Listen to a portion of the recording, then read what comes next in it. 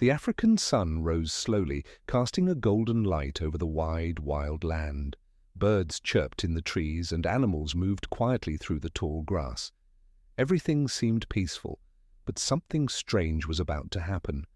John, a forest ranger, had been working in this area for over 10 years. Every morning, he walked through the forest to check for signs of danger, especially from poachers. Poachers were people who set traps to catch or kill wild animals. John's job was to stop them and protect the creatures of the forest. That morning felt normal, until John heard a sound that didn't belong. At first, it was soft, almost like a whisper carried by the wind. He stopped walking and listened closely. The sound came again, a weak cry filled with pain and fear. John's heart beat faster. This wasn't the usual call of a bird or the rustle of a deer. Something or someone needed help. Carefully, John followed the sound through thick trees and bushes.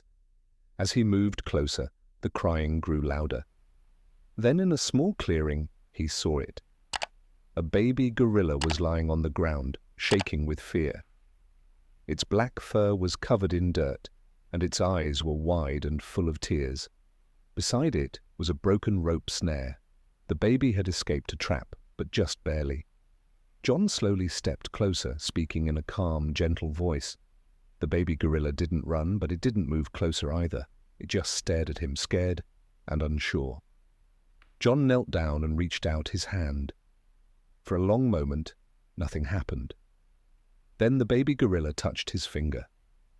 It was a small touch, but it meant everything. John knew right then that he couldn't leave the animal alone. It was hurt, scared, and without a family. He had to help. He gently picked up the little gorilla, feeling its tiny heartbeat against his chest. It was trembling, but it didn't resist. Something about John made it feel safe. As John carried the baby through the forest, his mind was full of questions. Where was the mother? Was she still alive, or caught in another trap? He didn't have the answers yet, but deep inside, he felt that this moment was the beginning of something much bigger, something that would change both their lives forever. And he was right. John brought the baby gorilla back to the ranger station. He held it gently in his arms, careful not to scare it again. The other rangers looked surprised. They had never seen John carry an animal like that before. He named the little gorilla Kofi, which means born on Friday in the local language. Kofi was still weak, but safe now. John made sure he had soft blankets, warm food, and a quiet space to rest. The baby gorilla looked around nervously at first, but he slowly began to feel more at ease. Days turned into weeks. Kofi started eating more, playing a little, and sleeping peacefully. His eyes, once filled with fear, now showed curiosity and trust. John spent a lot of time with him, speaking gently, watching him, and learning his behavior. Every time Kofi reached out his hand or made a soft sound, John responded. A bond was growing between them, stronger than anyone expected. Kofi began following John around the station like a shadow. When John sat down, Kofi sat next to him. When John walked, Kofi walked too. John felt something change in his heart. He had saved many animals before, but this was different. Kofi wasn't just another rescue, he was family now. As Kofi grew, his body became stronger, his fur turned shiny and thick, and his eyes sparkled with intelligence. He liked climbing trees, swinging from branches, and exploring safely inside the protected area. But what amazed everyone was how much he understood. He could tell when danger was near. Sometimes, while John was on patrol, Kofi would climb to the treetops and watch from above. If he saw something unusual, like signs of poachers, he would make warning sounds. John began to trust Kofi's instincts. He even felt safer when Kofi was nearby. Their friendship became something everyone in the station talked about. A man and a gorilla side by side, watching over the forest together. It was rare, it was special. But John knew that this peace wouldn't last forever. The forest was beautiful, but it was also full of danger. Poachers still tried to sneak in. Traps were still hidden beneath the leaves, Every patrol could bring something unexpected, and soon it would. Because one afternoon, 5 years after John first found Kofi, the grown gorilla rushed into the station, eyes wide and full of panic. Something was wrong. John could see it in Kofi's face, and he knew, whatever it was, it would be big. The afternoon sun was hot and bright. John sat under a tree, resting after a long, tiring patrol. The forest was quiet, and everything seemed normal. But then Kofi appeared. He wasn't calm like usual. His chest rose and fell quickly. His eyes were wide, full of fear. He rushed straight to John, pulling his arm, making loud, strange calls. These sounds were different from anything John had heard before. John stood up fast. His heart began to race. "Kofi," he said softly. "What is it?" But Kofi didn't wait. He tugged at John again and started running toward the trees, looking back to make sure John followed. John grabbed his radio and quickly called for backup. "Something's wrong," he told his team. "Kofi's found something. We're going into the forest." Without wasting a second, John ran after Kofi. They crossed thick bushes, stepped over roots, and waded through a narrow stream. Kofi kept moving fast, only stopping for a moment to check that John was close behind. Every step deeper into the forest made John more anxious. The air felt heavy. The birds had gone quiet. Something was definitely wrong. Finally, they reached a small clearing, and what John saw made him freeze. A large male lion, strong, powerful, with a golden mane, was hanging from a tree trunk. His back leg was trapped in a thick snare. Blood stained the ground beneath him. The lion growled in pain, his eyes wild with fear. John's heart sank. He knew this lion. It was one of the dominant males in the area, a true king of the savannah. To see him like this, helpless and wounded, was heartbreaking. Kofi stood nearby, making soft, worried sounds. His eyes never left the lion. John couldn't believe it. Kofi had led him straight to a trapped predator, and not just any predator, but one that could easily kill. Still, Kofi had shown no fear, only concern. John turned to the other rangers who had arrived. "We need to act fast," he said. "Get the tranquilizer, bring the snare cutters." While they prepared, John slowly moved closer to the lion, speaking calmly, trying to keep it from panicking. Kofi stayed still, watching everything. Minutes felt like hours. They had one chance to get this right, and if they failed, the lion might die, or someone else could get hurt. But John had done this before. He breathed deeply, steadied his hands, and got ready. Because the real rescue was about to begin. The forest stood still as the rescue team worked quickly. John held the tranquilizer dart in his hand. His fingers were steady, but his heart beat fast.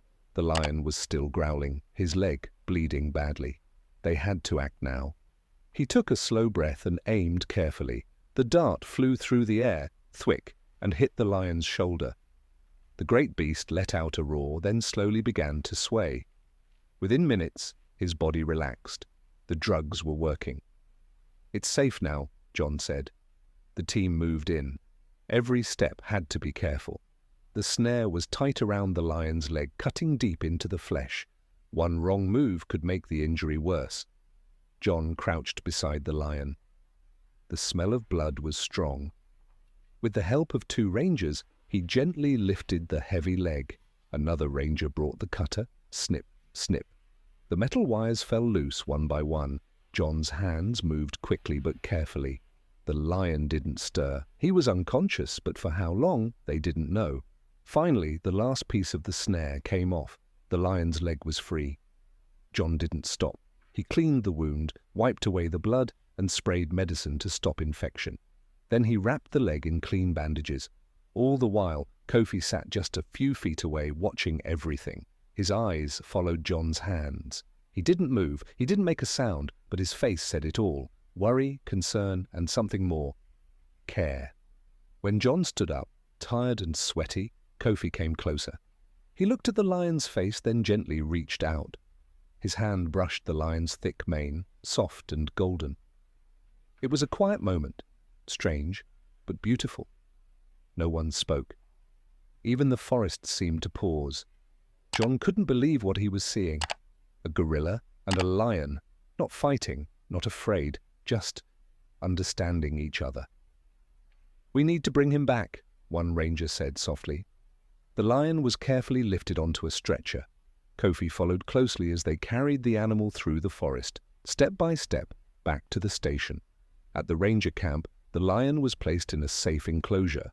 John checked the bandage again, making sure everything was okay. But Kofi didn't leave. He sat near the fence, eyes fixed on the lion. And the lion, though weak, looked back and did something unexpected. He gently rubbed his head against the bars. A sign of thanks, a sign that something special had begun. The days that followed were filled with care and hope. John spent most of his time at the station, checking on the lion's health. The wound on his leg was healing slowly, but it was healing. John felt a deep sense of relief. The lion was going to make it. But there was something else, something John couldn't ignore. Kofi. The young gorilla had become almost obsessed with the injured lion. Every day, without fail, Kofi would sit outside the lion's enclosure. He would stare at the lion, watching his every move. Sometimes he would even bring twigs, leaves, or fruits to leave near the fence. It was as if Kofi was offering gifts to the lion, like a friend showing kindness to another. John watched this every day. He had never seen anything like it before, a gorilla and a lion, two animals who would normally be enemies, now caring for each other. John smiled softly to himself. Maybe Kofi had sensed the lion's pain and reached out to help. Maybe that bond, that strange connection, had formed in the most unlikely way. Days turned into weeks. The lion's health improved with every passing day. He was moving more freely now, walking around the enclosure, eating well and growing stronger. Finally, one morning, John knew it was time. The lion was ready. The gates to the enclosure were opened slowly. The lion stepped out cautiously, his large paws touching the soft ground. He sniffed the air, taking in the fresh smells of the wild. Kofi was there, standing at the fence. He watched the lion carefully. Then, as if understanding what was happening, Kofi walked closer. The lion turned and looked at Kofi. For a moment, neither animal moved. Then the lion did something John had never expected. He gently rubbed his head against the fence, as if showing appreciation. Kofi did the same, touching the lion's face with his hand. It was a quiet moment, a moment that spoke louder than words. John felt a lump in his throat. He had just witnessed something incredible, something that proved animals, even those of different species, could care for each other. The lion, now stronger and free, turned toward the open forest. He raised his head high, letting out a powerful roar. The sound echoed through the trees, a proud declaration of his return to the wild. Kofi stayed behind, watching him go.